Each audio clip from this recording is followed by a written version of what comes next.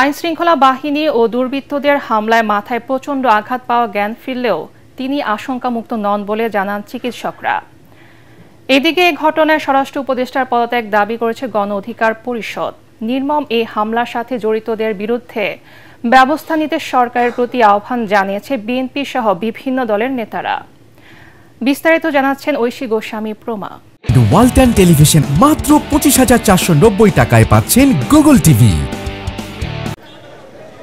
জাতীয় পার্টির অফিসের সামনে কর্মসূচি পালনকে কেন্দ্র করে আইনশৃঙ্খলা বাহিনী ও দুর্বৃত্তদের হামলা মারধরে গুরুতর আহত ঢাকা মেডিকেলের আইসিইউতে চিকিৎসাধীন গণ অধিকার পরিষদের সভাপতি নুরুল হক নূরের জ্ঞান ফিরেছে।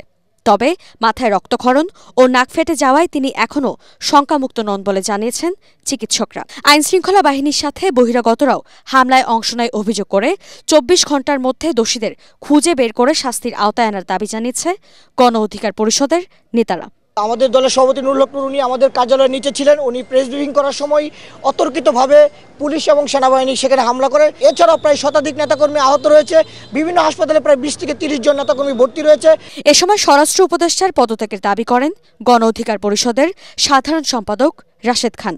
স্বরাষ্ট্র উপদেষ্টা, আপনি বাংলাদেশের আইন শৃঙ্খলা পরিস্থিতি কোনোভাবেই নিয়ন্ত্রণ করতে পারছেন না। সুতরাং গতকালের ঘটনার পর থেকে আপনি আর এই পদে কোনোভাবেই থাকতে পারেন না। সুতরাং আমরা স্বরাষ্ট্র উপদেষ্টার পদত্যাগ দাবি করছি। এদিকে ভিপি নূরকে দেখতে ঢাকা মেডিকেল কলেজ হাসপাতালে আসেন বিএনপির স্থায়ী কমিটির সদস্য আব্দুল মঈন খান। এ সময় নির্মম এই ঘটনার সাথে জড়িতদের বিচারের আওতায় আনার দাবি জানান তিনি। আমরা উদারনৈতিক গণতন্ত্রের জন্য।